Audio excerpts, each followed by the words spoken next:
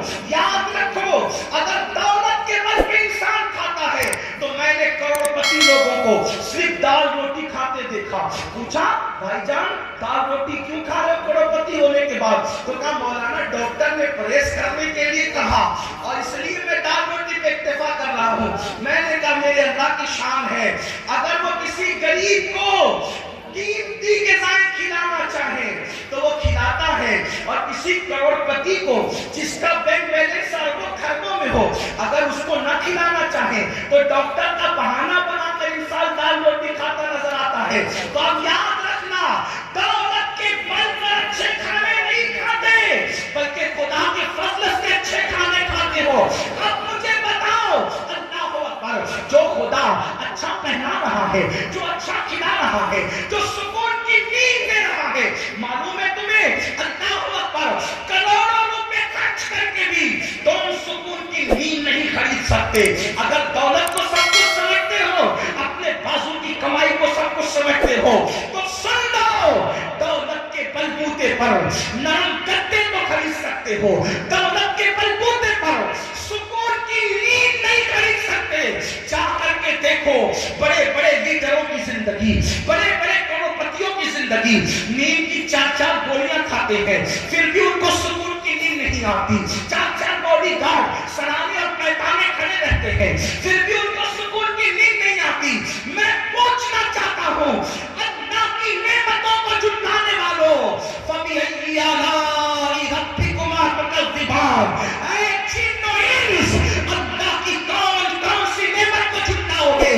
دولت کو سب کچھ سمجھنے والوں اگر وہ تمہیں پوری دنیا کی دولت دے کر سکون کی نیند چھین لے تو وہ کون ہے جو تمہیں سکون کی نیند سلا سکتا ہے؟ لوگ کروٹیں بدلتے ہیں, رات کو تارے گرتے ہیں, لوگ آ کر کے شکایتیں کرتے ہیں مولانا تعویذ دے دو سب کچھ ہے مگر سکون نہیں ہے, مولانا کچھ پڑھ کے دے دو سب کچھ ہے مگر سکون نہیں ہے. اسی لیے میں کہتا ہوں کسی نے کہا تھا سو جاتے ہیں فٹ پاتھ پہ اخبار بچھا کے, سو جاتے ہیں فٹ پاتھ پہ اخبار بچھا کے, مزدور کبھی نیند کی گولی نہیں کھاتے.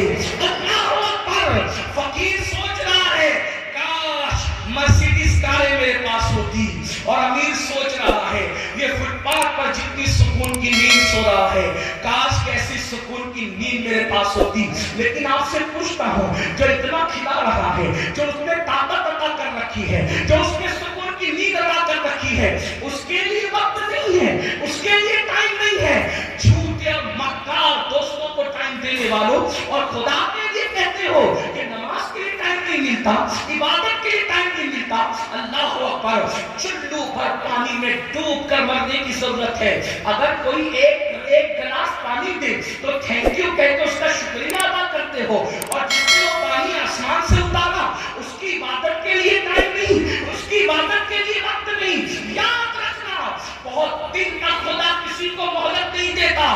میرے اللہ کی شان ہے پہلے وہ بندوں کو ڈھیل دیتا ہے, اب سدھر جا, اب سدھر جا, اب سدھر جا. جب بندہ نہیں سدھرتا تو پھر اس کا اعلان ہے ان بطش ربک لشدید, تیرے رب کی پکڑ بڑی سخت ہے. جب وہ پکڑ کرنے پر آتا ہے تو پھر فرعون کو دریا میں غرق کر دیتا ہے.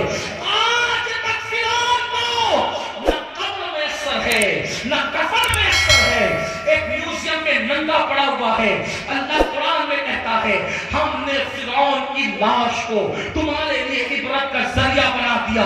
اللہ اکبر, اسے فرمانے کو 1450 سال ہو گئے لیکن فرعون کی لاش آج بھی دکھ رہی ہے, میوزیم کے اندر پڑی ہوئی ہے, اور پکار پکار کے کہہ رہی ہے میں نے خدا کی نافرمانی کی, دولت کے باوجود نہ کفن ملا نہ قبر ملی, تمہارا کیا انجام ہوگا؟ اس لیے میرے بھائیوں میں آپ کی منت کرتا ہوں خدا کے لیے, اگر آپ یہ کہیں, اگر کوئی بندہ مجھ سے یہ کہتا کہ میرے پیر پکڑ یا میری جوتیوں کو سر پہ رکھ میں نماز کا پابند ہو جاؤں گا, واللہ میں یہ کر گزرتا آپ کو نمازی بنانے کے لیے, اس لیے کہ میں جانتا ہوں اللہ کے رسول صلی اللہ علیہ وسلم نے فرمایا جس نے نماز چھوڑ دی اللہ اس کا صدقہ قبول نہیں کرے گا، اللہ اس کی شہادت قبول نہیں کرے گا۔ اور میرے آقا نے یہاں تک فرمایا جس نے جان بوجھ کے نماز چھوڑ دی وہ میرے ذمے سے باہر ہے، قیامت کے دن اس کے ساتھ میرا کوئی وعدہ نہیں ہے۔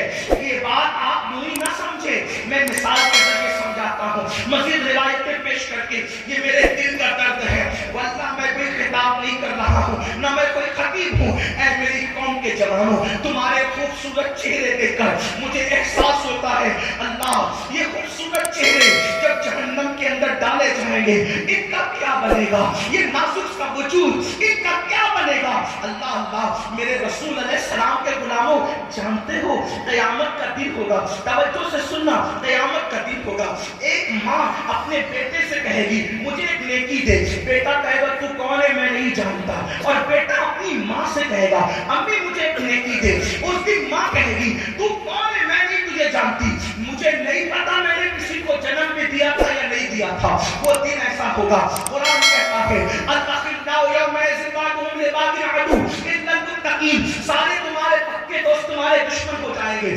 قرآن اس دن کے بارے میں کہتا ہے کوئی دوست کسی کے کام نہیں آئے گا، کوئی بیٹا کسی باپ کے کام نہیں آئے گا، کوئی باپ کسی بیٹے کے کام نہیں آئے گا۔